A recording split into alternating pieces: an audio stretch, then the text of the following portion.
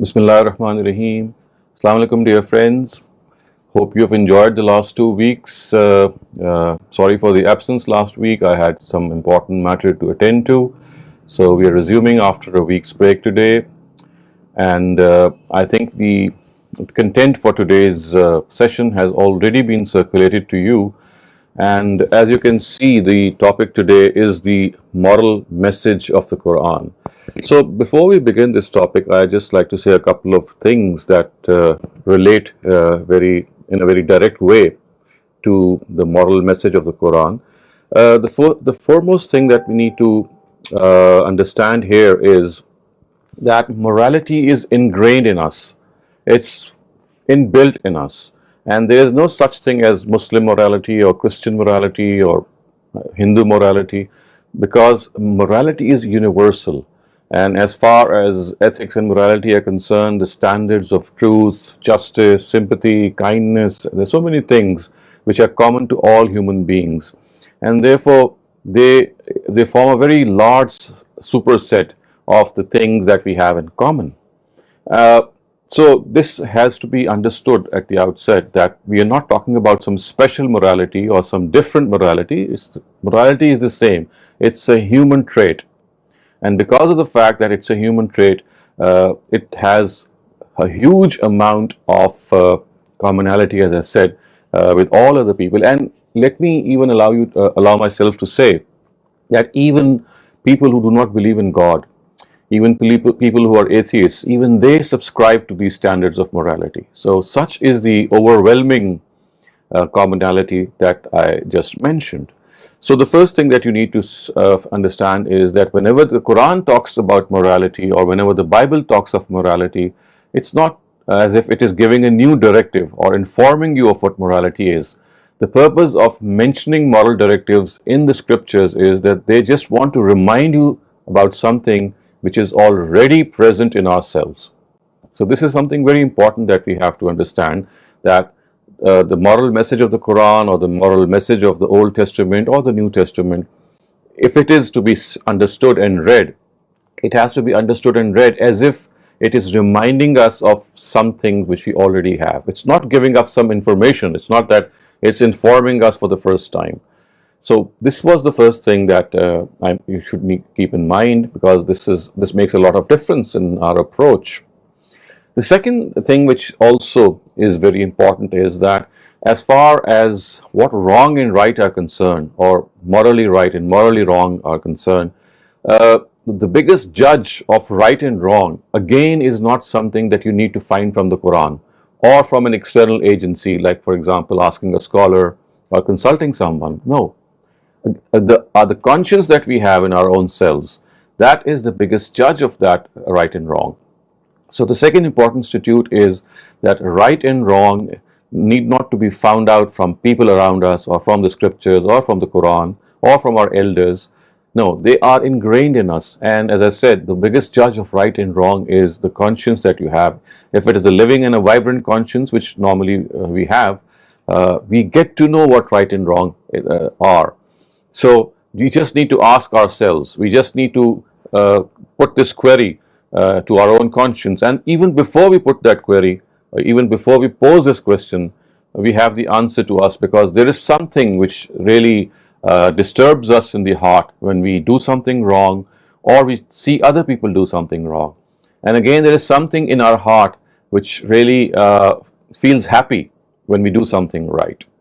So these two things, if they are understood, it will become very easy for you to understand that when we talk about morality, when we talk about ethics, when you talk about what right and wrong are, basically you just need to ask your own self. And when the scriptures talk about it, it's not that they are informing you for the first time of what right and wrong are.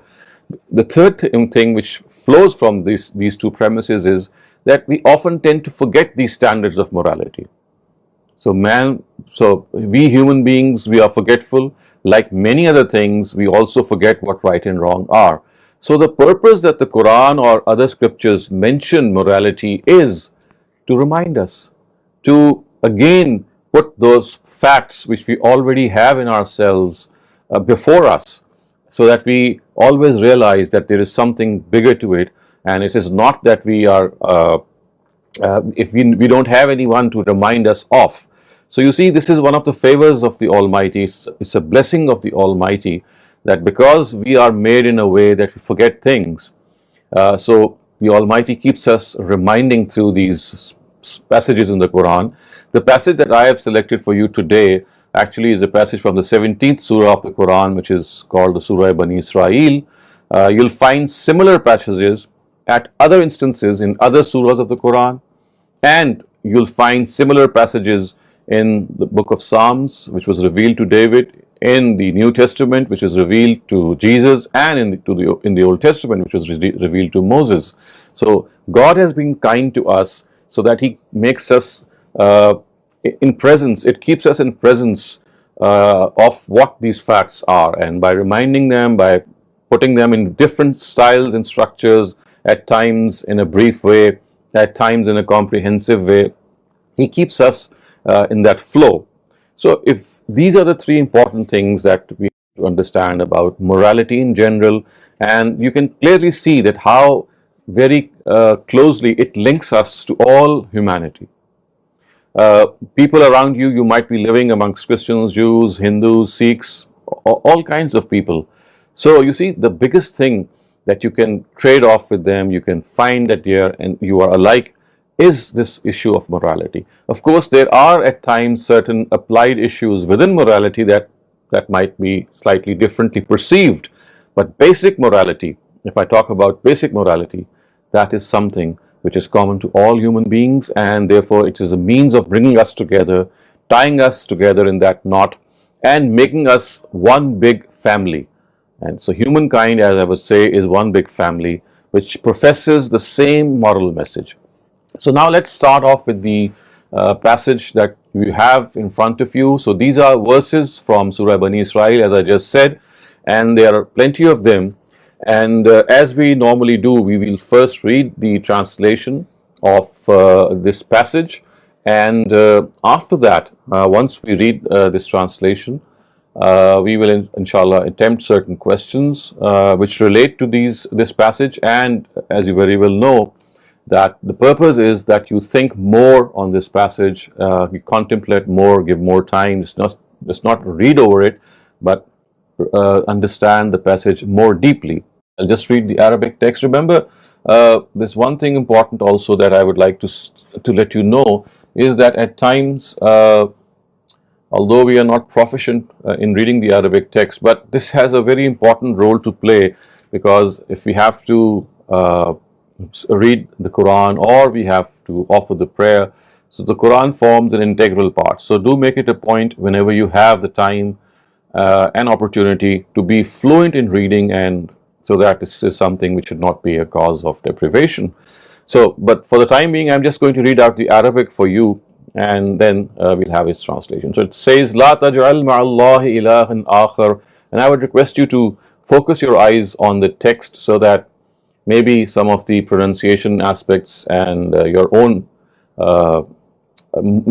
attachment to the text, as well as trying to read it correctly, it might benefit that cause. So it says, "La taj'al ma'allahi ilahan akhar fataq'uda mazmuman maqzula wa kaza rabbuka alla ta'budu illa iyyah wa bil walidayni ihsana imma yablughanna 'indaka al-kibara ahaduhuma aw kilahuma fala tanharhuma wa qul lahuma qawlan karima واخفض لهما جناح الذل من الرحمة ارحمهما كما ربياني صغيرا ربكم أعلم بما في نفوسكم إن تكونوا صالحين فإنه كان للأوابين غفورا وآت ذا القربى وابن السبيل ولا تبذر تبذيرا إن المبذرين كانوا إخوان الشياطين وكان الشيطان لربه كفورا وإما تعرضن عنهم ابتغاء رحمة من ربك ترجوها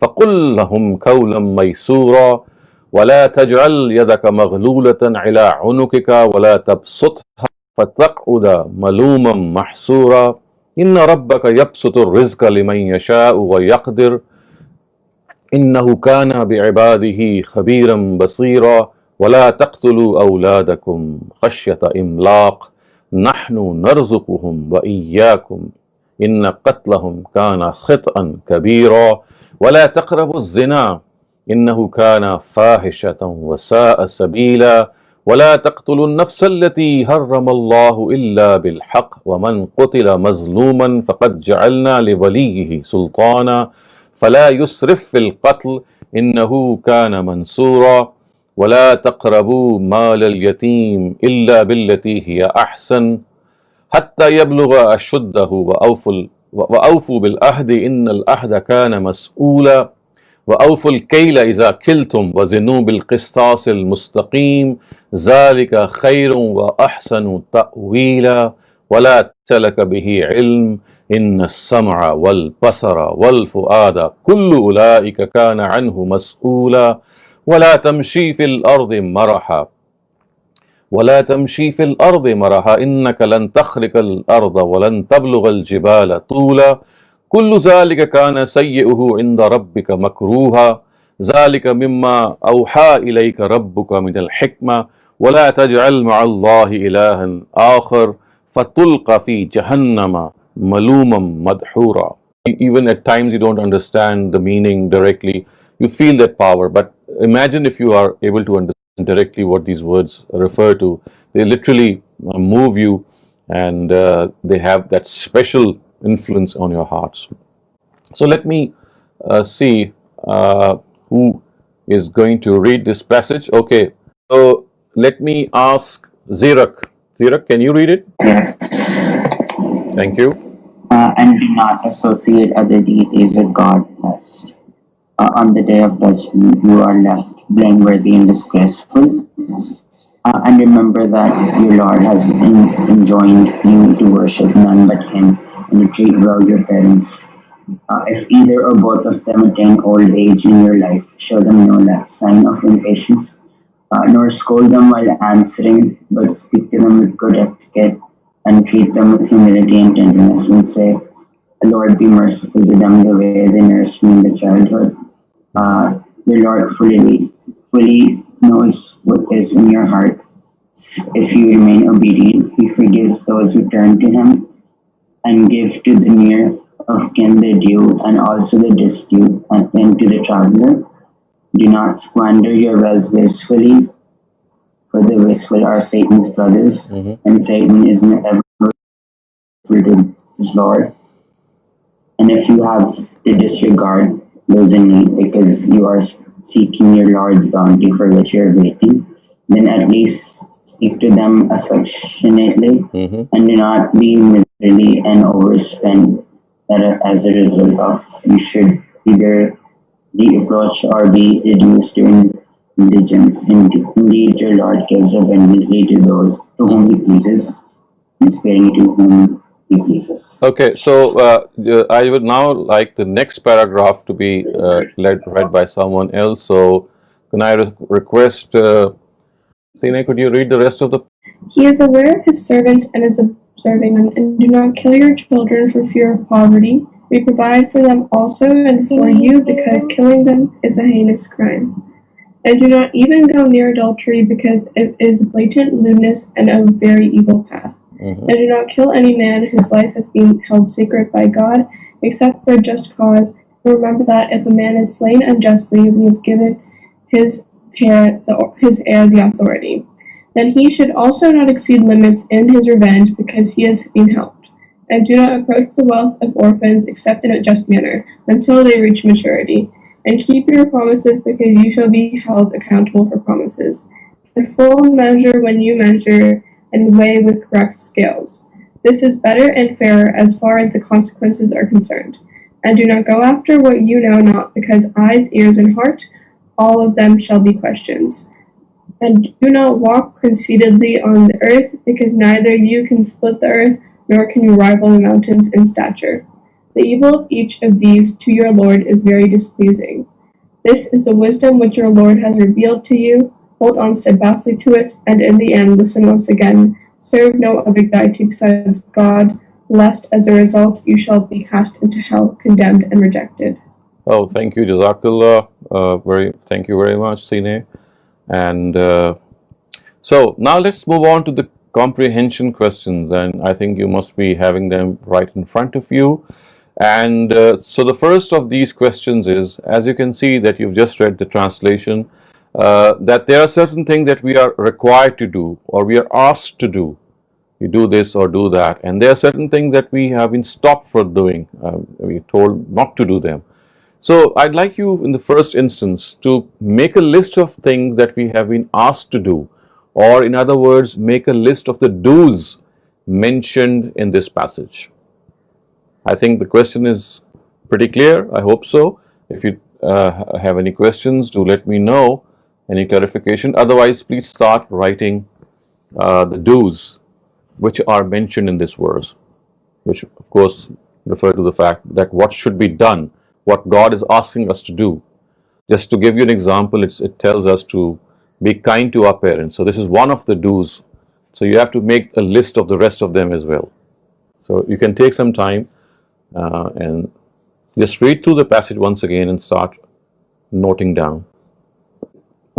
Whatever you have done up till now, so there is, I'm going to try out and extract it from you in a sequence. So I'll start off by asking each one of you to just name one do, and the other one, the person who's going to follow, is going to mention a new one, or the second do, instead of the one which has already been pointed out.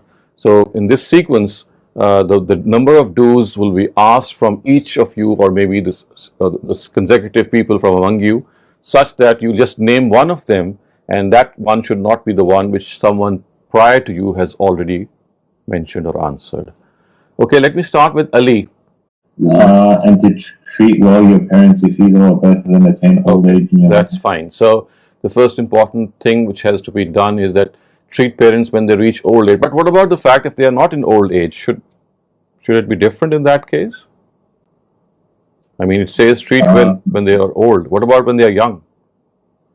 What does your common sense say? To treat them the same way, because they're your parents, they made you. So why didn't the Quran mention parents, and why do you think that it mentioned parents in old age? Because as you said, parents need to be treated well in all ages. Any specific reason that comes to your mind as to why it is said that it's in the old age that you must treat them?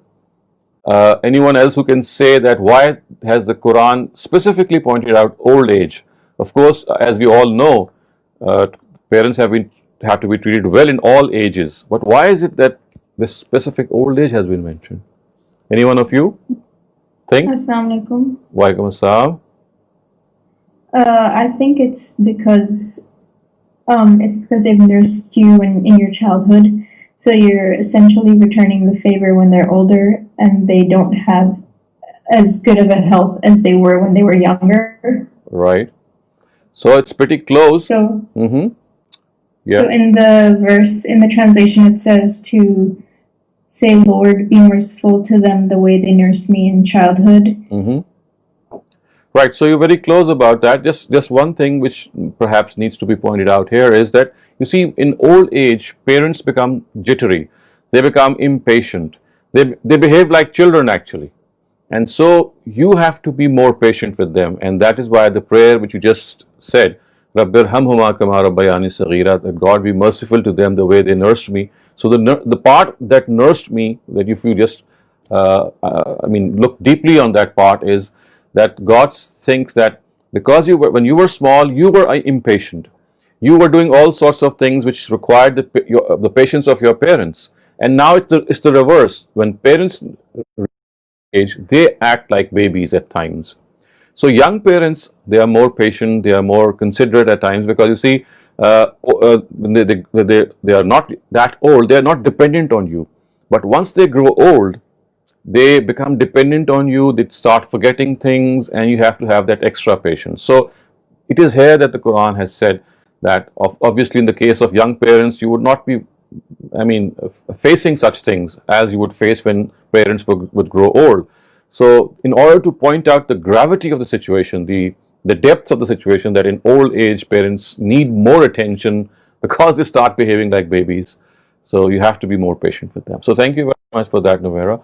Okay, so Ali, you said the first thing. Okay, let me ask Ashar, is it? Yeah. Ashar, what's the next Okay, Fatima and Ariba. So could you point out the next thing? Worship none but Allah. That's a negative thing. So that's a don't. You see, you have to make a list of the things that you have to do. So there are certain things that you have to do, and there are certain things you don't have to do. You just pointed out the don't, which is of course the second question, which we will discuss later on. In this particular question, you have to point out things that we have been asked to do. It could be speak to them with good manners. Yeah, absolutely. So speak to them with good etiquette, good manners. That's also essential, and this is in sequel with the previous one. That when they grow old, as I said, they become impatient, they become forgetful, they have all kinds of tantrums. So it is here that we have to be especially good to them, speak with good etiquette, be kind to them. So these are the things that, of course, which are very important vis-a-vis parents which have grown old. Okay, let me just see the next person in line, and we have Fatima Hussain. But next positive thing, or next thing which the verse asks. If you're capable, financially help the near of kin, travelers, and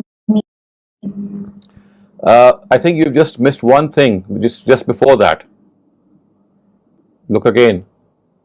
praying for our parents. That was already done. So one thing which is mentioned immediately after them is to treat them with humility and tenderness.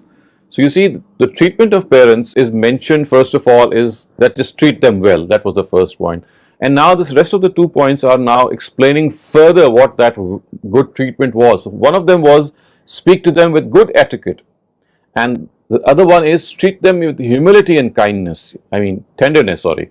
Be tender to them. Don't be rude to them. Don't talk back to them. So this is the third thing, and you were close to that. So thank you for that, Fatima. Okay, so next we have, okay, what about Muhammad Azan? I don't find any dues Look again. much. I mean, we just spoke about parents. What's the next thing which is mentioned? And give to the near of kin their due, Mm-hmm. So and that's it. also the destitute and to the traveler. Okay, so what do you understand by this? I mean, what exactly does this mean? What do you think it means? Give. Oh, no idea. So you see, when you say you give to the near of kin their due, which means that whatever they do for them, whatever rights that they have on you, near of kin mean your near relatives. So the kin word is slightly used in the older English, but in New English, in current English, we can say, give to your near relatives their due, the rights that they have on you. Maybe they need you, they need some help. Destitute again is someone who is a needy person. And traveler, as you know, is a traveler. It's very easy. In the times of the Quran, when the Quran was being revealed, we didn't have people who would have a lot of facilities in traveling, and they would be dependent on the society to help them out when they would stay in between their journeys. So the Quran is making this point that give your relatives. So you see, if you just make a list of them, the Quran starts off with your parents, and then it immediately follows up with the parents with your relatives, of course, which means your near relatives. And in a similar way, it says that you treat them in a very affectionate way, and don't just tick them off or don't scold them if they need you. Be especially gracious to them. Okay, so thank you for trying, Ramesa. So the one I found after that was to keep your promises, as you'll be accountable for them later on. Okay, so could you read the exact words? It says, and keep your promises because you shall be held accountable for promises. Uh-huh. And what about the fact that it mentions speak to those in needy affectionately? So you see, you tend to be a little frustrated when people start asking you, maybe they start knocking your door or you're knocking your car, and you get irritated by them. So the Quran says that even if you don't want to help someone who's asking for your help, at least be nice in refusing. So the words are, Yes, Rumesa? What I think exactly I might have missed something. did you? So it says, speak to those in needy, to speak to the needy affectionately. Did you find those words? The next one, after the fact that you have to treat them, the people that you refuse affectionately, the next one, Rumesa, could you continue with the next one? The next one, is it the promises one? Yeah, that's correct. So keep your So, promises. and yeah, and keep your promises because you shall be held accountable for promises. Right. So you see how important promises are, because when you give your word, it's something which is incumbent upon you that you you follow what you have, the word that you have given. You don't go back on your promises, and at times it does happen that we are not able to fulfill our promise. I mean, you get pushed. There are certain circumstances which arise, as a result of which you are. I mean, it becomes very difficult. So, if that is the case, whenever that case comes up in your life, the important thing is that you inform the other person with whom you made that promise, that I am faced with such and such a difficulty, and therefore I would not be able to honor whatever I said. So if you put up a very decent excuse, a legitimate excuse, a understandable excuse, that's equally okay if you're not able to answer. I mean, if you're not able to keep the promise that you had in mind. Okay, so Sana Iqbal. I don't have anything else after the keep your promises. Read ahead. You see, when it says keep your promises, what about the fact right after that? What about the sentence right after the promises one? What does it say? It says, yeah, give full measure when you measure and weigh with correct so scales. that's it. So that's another do. And do you understand what this means? No. You see, people in the olden times and even today, they would weigh for you. When you go to buy a commodity, today you do it yourself. You go to a store, you maybe pick up something that you want to buy, and you weigh themselves yourself, and then you go to the counter to pay for them. But in the olden times, and even today in certain stores, in certain places, when you go to some shop, you ask the person, the shopkeeper, to please weigh a certain amount of commodity for you. It could be some food edible or something like that. And that person would weigh, and there would be some problem with the scale that he would have made himself in order to weigh less. I mean, the measure would give the full measure, but in actual, for example, it would say 5 grams of salt, but the scale would say 5 grams, but in actually it would be 4 grams. So he would have slowed down the machine so that he would gain some profit by giving less salt for the same money. So that is what people would do. And this is exactly the same thing that you in measurement as well. When you measure something, for example, you are trying to give something by measuring, for example, in yards, like cloth, for example, or anything of the sort, you always measure in yards. So shopkeepers would measure less, and the other person would get the idea that no, this is a full measure. So this is something that, of course, today we do it ourselves, but in the olden times, and even, as I said, many places today, it is the shopkeeper or the salesperson who does it for you. And he could hoodwink you. He could just, do some gimmick and end up giving you less merchandise for an amount which is much more. So that is what we have been stopped regarding this particular aspect. Okay, so do we have another do that anyone can spot? Or let me tell you that I think these are the 8. If I count them, these are 8. So treat your parents well, speak to them with good etiquette, treat them with humility, give your near relatives their due, honor your promises, speak to the needy affectionately, give full measure when you measure, and weigh your scales correctly. So if you count them, these are the 8 do's that the Quran has asked us to do. Okay, now let's make a list of things which the Quran has stopped us from doing. Do not do this, do not do this. So because of the fact that you've already gone over these verses, I'll just continue, just answer one of the don'ts. So I have with me Sana Ahmed. So now, Ahmed, what is one don't that you can single out, or perhaps the first don't? Yeah. I think it says, do not squander your wastefully. Okay, what about go right at the beginning? Go start at the beginning. What does it say? What does it say? If you start off the passage, Do not associate other deities with God. right? Do you understand what this say? What does this mean? It says like, do not worship anything else other Yeah, than God. yeah. So you see, that's the first don't that perhaps you missed. So the important don't is that don't make any other person as God, and don't grant that person the rights of God. And just let me tell you, if you start studying Eastern religions like Buddhism, like Shintoism, like Taoism, a lot of them, they have this element in which another deity, and even Hinduism, other deities are worshipped besides God. So in Buddhism, now the stature of Buddha has almost become like a god. Confucius is invested with some similar, a very similar status. In Shintoism and in Taoism, the earth is worshipped.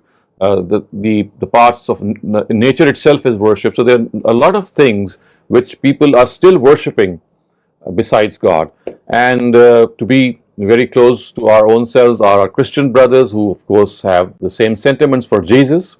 So you see, polytheism or sharing a deity is something which is still found on this planet Earth. And so maybe you feel that there's something which has vanished because of the fact that there is a lot of dominance to given to monotheism, or to the belief in one God. But as I said, that's not the case. So one of the important things which the Quran tells us is that we should not associate anyone with God. And the reason it tells us regarding this is that because we don't have any argument with another God. God says that had there been another God, He would have been the first person to inform us that there is another God. In the absence of that, we are actually fabricating a lie on the Almighty. So this is one of the first don'ts, and thank you for that. Okay, so next we go to uh, Sine. Sine, what is the? I would like you to point out the next two. In fact, the next two don'ts.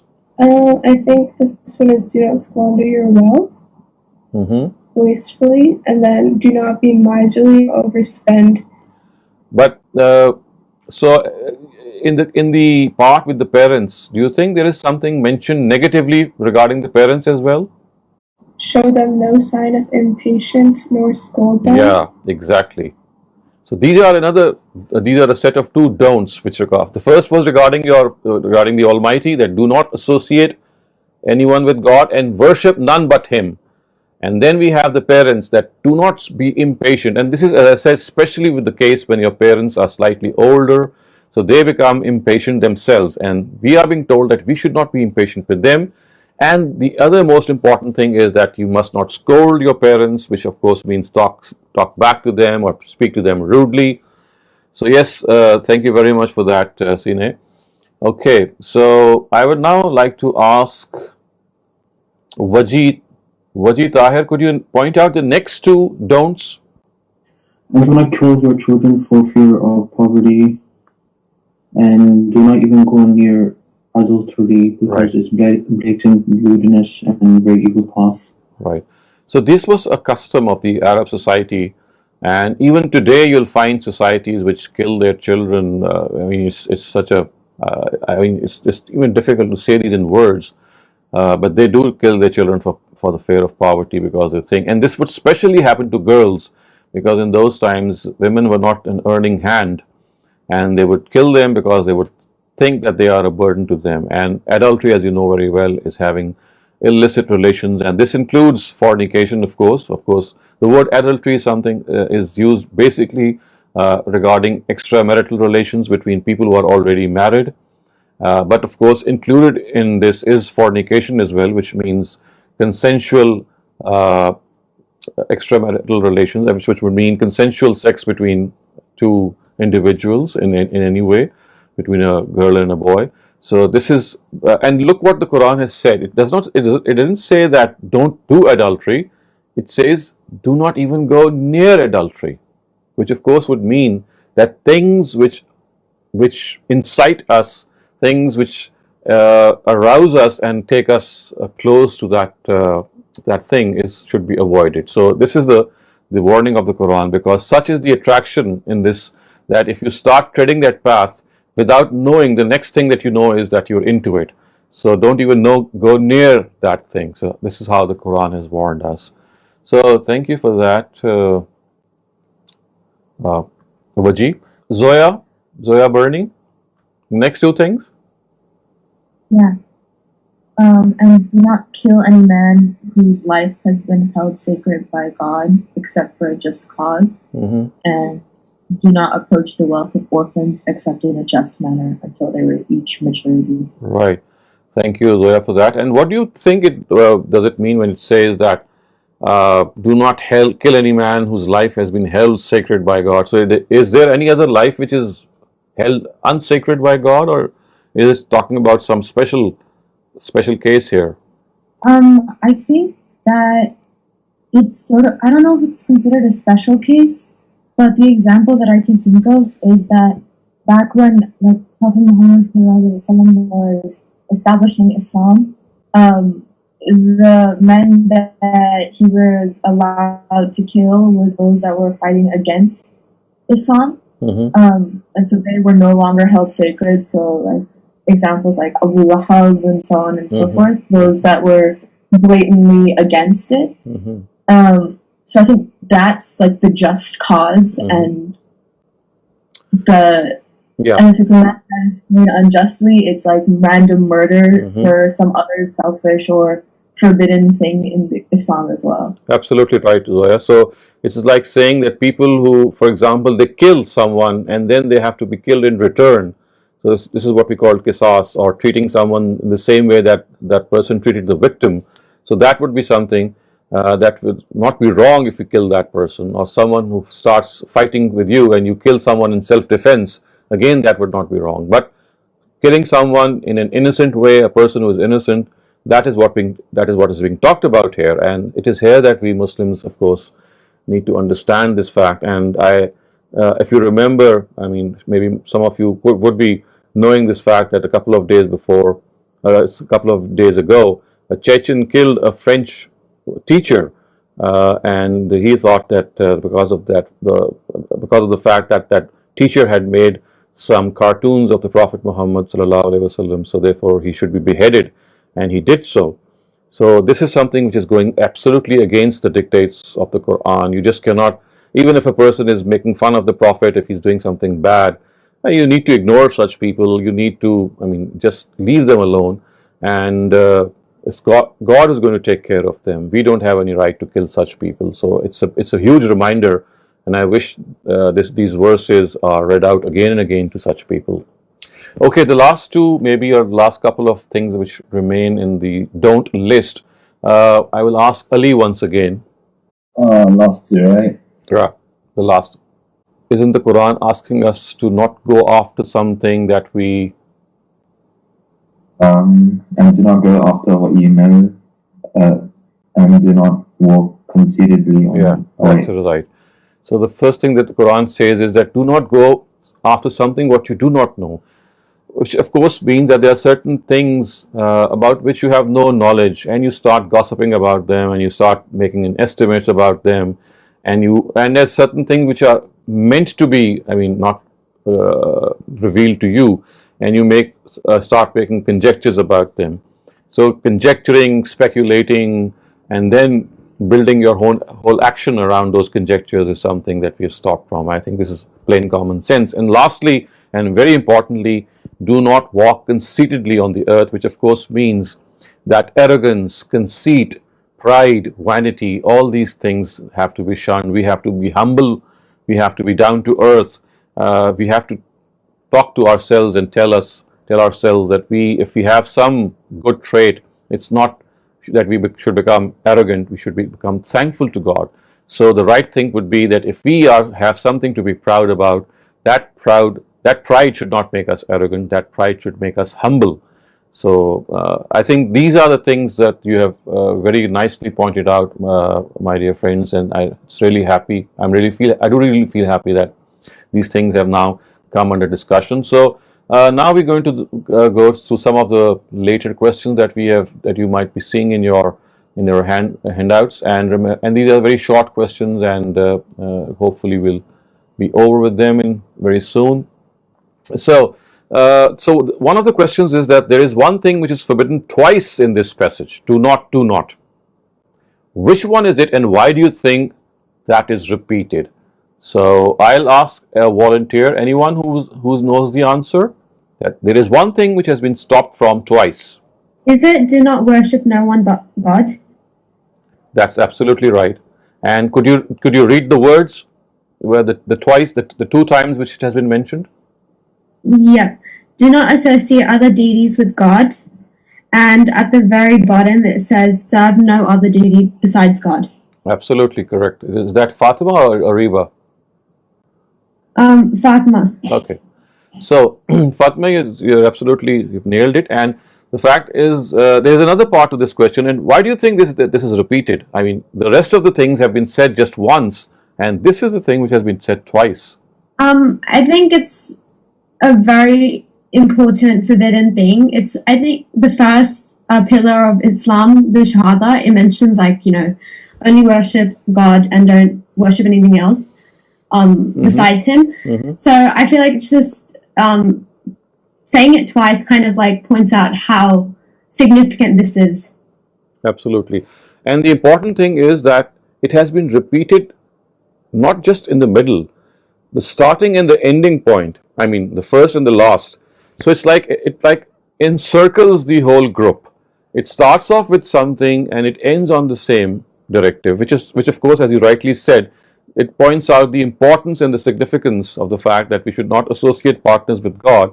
And as you can clearly see, that this is happening so it's so rampant in the world today that even people amongst Muslims, they profess to be monotheists, believing in one God, but there are so many things that we do which is contrary to monotheism. At times we knock at the doors of other people, the peers and the fakirs and the saints, and we think that these saints have the same powers as God, and we pray to them, even prostrate before them. This happens in so many third world Muslim countries. So it's supremely important to understand that associating partners with God is something which has to be avoided. And the Abrahamic religions, which of course Judaism, Christianity and Islam, all of these three, they are specially called monotheist religions because of the fact that they believe in one God. Although Christians do believe that Jesus is the Son of God, but if you talk to them, you'll say that this is not polytheism, this is not associating partners with God. This is Trinity to them is a manifestation of monotheism. Of course, we do not agree with them, but as long as they themselves call them to be monotheists, to be people who follow one God, we have to accept them. And that is precisely, my dear friends, is the reason that at not a single place in the Quran have the Christians been called as mushrik or polytheists. Not a single place. Although the idolaters of Arabia, they have been called polytheists because they openly professed faith in multiple deities. But in the matter of Christianity, the important thing that you need to understand is that although they regard Jesus to be the Son of God, but to them, not to us, to them this is not something which is against monotheism, because they say that it's one God that we believe in, and there are certain manifestations of that one God, which they call as the Father, the Son and the Holy Ghost. So, and respecting this and giving due leverage to this, as I said, the Quran has not at a single place called the Christians, even though they, in our opinion, are doing something which is against monotheism, has the Quran ever called them as polytheists? I think this is a big wake-up call for all of us to understand the fact that Christianity, in spite of this deviation, is still regarded by the Quran as a monotheist religion. So they do something which is against monotheism, but they say that this is not against something against monotheism. This is just like the fact that we Muslims, we believe in one God and we are monotheists, but in spite of being monotheists, we go to the graves of saints, we prostrate before other people, and ask for our wishes to be granted by these saints and by these peers and fakirs. So what we can say is that just as we Muslims are deviant monotheists at times, Christians are deviant monotheists. So, but the fact is that they are monotheists, and the Quran has always called them as monotheists. So, if there is a comment that any one of you would like to make on this, because this is a very important area that you need to understand, because many of you are living amongst Christians, and even if you're not living amongst Christians, you have interaction because of the fact that in this age of social media, you have so many contacts. So, if there is a question in your mind, or if you have any thing that pops up and says, well, why should we call Christians as monotheists, or maybe anything that disturbs you, please do raise it at this instance. Otherwise, I would take it that you all feel and think that Christians, in spite of their deviation, they are monotheists. They believe in one God, just as we Muslims do, and just as at times we deviate, some of us deviate, but in the case of the Christians, most of them, almost all of them, do so because they believe Jesus to be Son of God. Even amongst Christians, there are very, very small, marginalized groups who don't believe that Jesus is the Son of God, and so there are even people there like them. Okay, so now let's move on to the remaining two questions which we are now going to discuss. So the fourth of them is that, are children required to obey their parents according to this passage? If yes, where? If yes, where is this stated? It doesn't explicitly say that we should obey our parents. It just says that we should speak to them with good etiquette and have humility with them, right, and that we shouldn't show signs of impatience or scold them. And it's mostly just treating them with the proper manners, and not really blatantly saying to obey them, but by treating them with proper manners, you are, in a way, obeying them. Okay, what about the fact if they say that, let me ask this question before I ask you the other one. Zoya, what career would you like to adopt? I'd like to work in law and maybe politics. So, and what if your parents stop you that don't go to politics and, for example, become a doctor? What would you say to them? I think the only real route is to sort of sit with my parents and talk to them and understand why, rather than get angry or try to do it myself and just be like, no, I don't care. Because there has to be a reason that they're saying this to me. And what about the fact... Because they're only looking out. Right. And what about the fact that if after convincing fully and persuading them, and after getting to understand the reason that they're stopping you from becoming a politician or maybe becoming a political activist, they still want you to become a doctor or maybe some other person? I mean, even if after making them understand and making them persuade a lot, they still don't agree, and they tell you, no, there's no way that you're going to go in politics. What would you do then? I think that's a really hard thing to do, but in the end,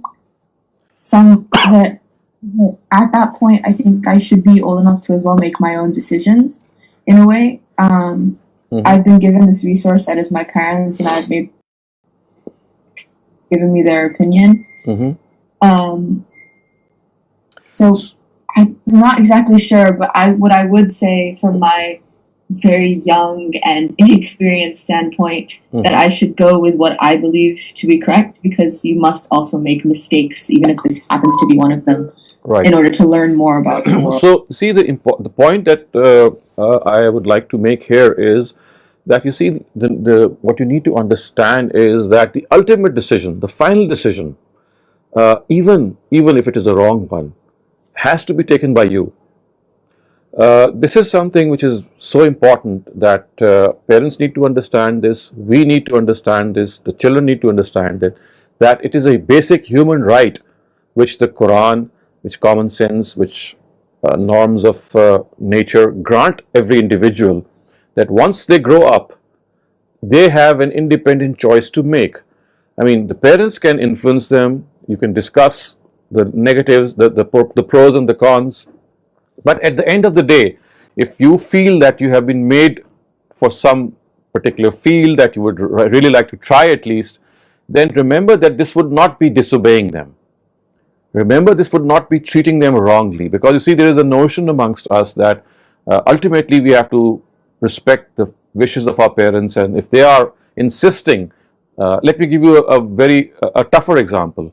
For example, if you would like to marry someone, you have fallen in love with someone, which is absolutely fine, and ultimately you would like to marry that person, and you discuss that person with your parents, and your parents, that they are not ready, they are not, and the reason that they are not ready or prepared to follow your advice or follow your choice is that they think that well, this person is not suitable for you, and while on the other hand you think that the person is absolutely suitable for various reasons that you have. And as I said, it's not just a simple attachment, it ultimately takes the shape of a very strong bond that we call love for the other person. So again, here we need to understand that the final decision is granted by our religion to the individual, which is you. So you can listen to your parents, you can talk to them, you can take their advice, of course you should not be rude, of course you should not talk back, you should give enough time, as I said, to see why they are differing with you, because of course, as you said, they have much more experience. If they are telling you something to not indulge in, they might be having mighty good reasons. But what if those reasons fail to convince you, and you think that they are just being adamant, or they are just being vindictive, and they are just forcing you regarding something? So do remember that this is something which is a right that you possess as a person who has her own will or his own will to exercise. So choosing a career, choosing a spouse, making any major decision in life once you grow old is your right. And it doesn't mean that in exercising this right you have to always disregard your parents. You must listen to them because they are much more experienced and they are your well-wishers. They're not going to say something to you which in their opinion is wrong for you. They are the best people on earth for you. But in spite of that, they are human beings and they can be wrong. And you could have a certain inclination, which I know so many youngsters who have inclination towards certain careers, but because of the fact that their parents are extremely vindictive and very strict, they are not able to follow their careers. So on such occasions, of course, at times you have to compromise, but at least you should know that this is your right. If you stick to your right, if you take a decision, you put your foot down, then it's not that you'd be violating your parents. You will not be counted as someone who has disobeyed the parents, because it is here the parents they need to be someone who should understand that a person is now a grown-up person and he or she has been given the right by God to make a decision, even if it is a wrong one, because this is how we learn. We make decisions, we make wrong decisions, and we learn from that. So that is why, my dear friends, there is not a single place in the Quran. This is just one place that you have studied, because the matter of parents has come up at many places in the Quran, many instances. Not at a single instance does the Quran tell you to obey your parents in direct words. I say this because I heard this a lot from our people, our Muslim parents, who say that you have to obey us and this is what the Quran says. And unfortunately, the Quran never says this. The Quran says the words which often are misinterpreted in this passage actually are, the words are فَلَا تَقُلْ لَهُمَا أُفٍّ وَلَا تَنْهَرْهُمَا. The words in Arabic actually have been wrongly translated at times to mean that don't say uff, you just don't even argue with your parents and listen to them. The word uff in Arabic is not the same uff of Urdu, which of course means that you have to just bend down to their wishes. No, in Arabic, uff means don't scold them, and you just read the translation. The word scold is actually a translation of uff. So when it says فَلَا تَقُلْ لَهُمَا أُفٍّ, it means that you don't scold them, don't talk back to them, don't be rude to them.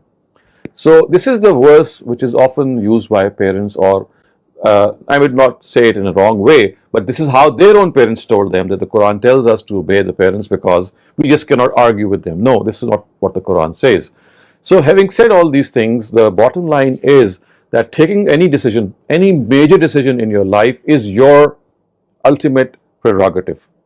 It is your choice. But as I said, it does not mean that you should disregard your parents. You should lend your ears, listen to them fully, because they could be right. But if at the end of the day you're not convinced, and if you take your own decision, don't feel guilty that you're doing something wrong or you're going against the Quran. No, sir, this is not the case. So this is one point that I thought that I need to point out, because of the fact, as I said, that there are so many things in our society which you can call as peer pressure, as culture, which make us, wilt, and we feel guilty if we don't do them. So this was an explanation that I wanted to make. Okay, the last question that I'd like you to address is, mention some ways in which we wastefully spend wealth. So you see, there was one directive which is mentioned in the Quran here, which says, do not squander your wealth, which means don't waste your wealth. Don't just spend it on things. You can spend it on things, of course, which you need, but you start needlessly spending and needlessly collecting things. So this is what the Quran has specially warned us here. So I would like each of you to say just one, maybe one thing on which we are extremely wasteful. Starting off with Ali, could you give an example on or regarding things that we are wasteful? I'm not talking about you specifically. I'm talking about the society in general. Okay, we'll come. Gambling. Huh? Gambling? Yeah. Yeah, that's fine. Yeah, this is one place that you just squander your wealth, you lose a lot, and you speculate a lot, and that is precisely why the Quran does not want us to indulge in gambling. Okay, thank you for that, Ali. Ashar, what would you suggest? One thing in which we spend our wealth wastefully. Yes, Dawar, go ahead. Yes, go ahead. I'd like you to mention one thing. I don't understand the question. The question is that we waste money a lot on certain things. You know what wasting is. I mean, you overspend. So could you give an example of one thing on which we overspend or we waste money on? I think food. Food. So that is one of the major things. For example, when you can do with, a couple of hanging outs a month, what we indulge in is much more than is actually needed. So thank you very much. So that food thing is very important. So Fatma and Ariba, could you add something more to this? Branded things like clothes and shoes and all that. Right. So branded things, clothes and things. But what about the fact that there is an argument which people give that these branded things, they last longer. So if you buy something which is pretty expensive, and the purpose is that if you buy something cheaper, it's going to last for a year or maybe 2 years. But if you buy a branded thing, that's going to last like Yeah, so you could only buy one thing, one of them, not like many of. Right. So in that case, you are suggesting that if you have to buy a branded thing, even then you could confine yourself to buy one of the category instead of just going on a brand. Okay. Thank you very much. That's nicely done. Isa, oh sorry, it's Fatima Hussain. Okay. Can you add something? So we have had clothes. Spending money on addictions like smoking. Okay, that's very good. So we have had clothes, food, gambling, and addictions like smoking. That's very well done. Okay, Isa. So we've had clothes, we have food, we have had gambling, we have had addictions like smoking. Think of things that you buy for yourself.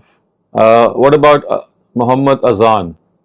Like watches. Watches. Like, people buy them for like how do you say? Right, you're right about that. Watches are absolutely correct. Absolutely correct. Okay, Rumesa.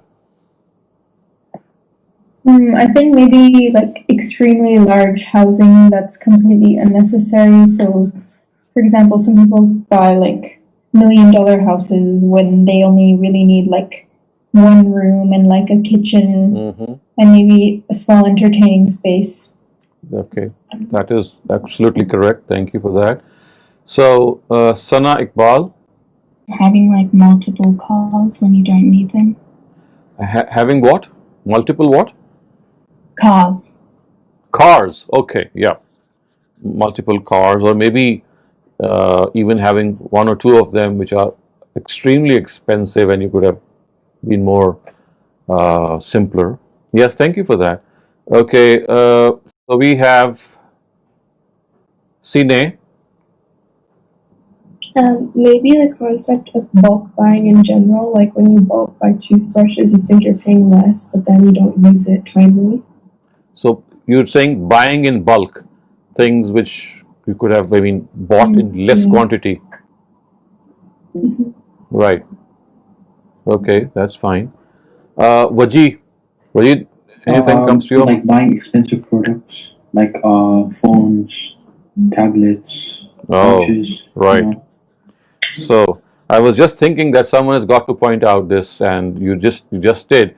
So cell phones, tablets, there are all sorts of cell phones and tablets. You can I mean be comfortable with someone which some phone which is very cheap, but you end up overspending. Yes, that is very correct. Ara Bernie. Kind of similar to Sine when you bulk buy food and then you don't use all of the food before the expiration date, so you have to throw away that unused food. Absolutely right. Okay, Zoya. Technology. Okay, any specific thing in technology, because people have talked about cars and phones and tablets. Headphones. Headphones. Okay. So accessories like headphones and all sorts of things. Okay, that's fine. So very much, folks and my dear friends. I think I enjoyed very much talking to you and finding out about the ideas that you have in mind. So remember that the passage that we talked about today is regarding the moral message of the Quran, but I also told you that morality is something which is it's not the Quran which is going to tell to you about for the first time. You already know these things which you just outlined yourselves. So the lists that you made, do not do this or do that, which of course is something which God has given us. As you read that list, I think you will agree with me that there's none of these things that we could disagree with. We agree with all of them. In fact, we already have them in our own guidance, in our own conscience. So this is nothing new. The only thing is that it is a reminder that we need it from God, and God helps us by reminding us. And the other important thing is that these are the sets of this set of morality is something which you can discuss with any human being, any single person, any person, even if he's not a believer, and he is or she is not going to disagree with you, which therefore shows that how big a subset, how big a the area is in which we can be congenial to each other. And as I said earlier on, remember that we are one big family. Humankind is the name of that family. As members of this one family, we have the same values, we have the same morals to abide by, and also the fact that we are the progeny, the children of one pair of parents, Adam and Eve. So Adam and Eve are the parents that have brought us into existence. So therefore we are one family. It's like cousins and hosts of them, like 50th cousins or 60th cousins or whatever you can call them down the line. So we are one family, we profess the same morality, and whenever we feel that we have done something wrong, our own conscience, which is common to all of us, tells us that this is something wrong. We don't need to go and ask anyone. It's our own self which for the first time tells us what right and wrong are. So I hope you enjoyed this session. We'll be back inshallah again next Sunday with some new passages of the Quran, some new verses, and we'll tickle your mind, and we'll try that you are able to deliberate more on these verses. And if you have time, please do whenever you can read this passage once again, and we will be reading some more passages as well which will be of similar kind, but it always helps to revise and do things which we have done. So thank you very much for being part of this session. See you inshallah next week at the same time. So it's Khuda Hafiz and goodbye from me.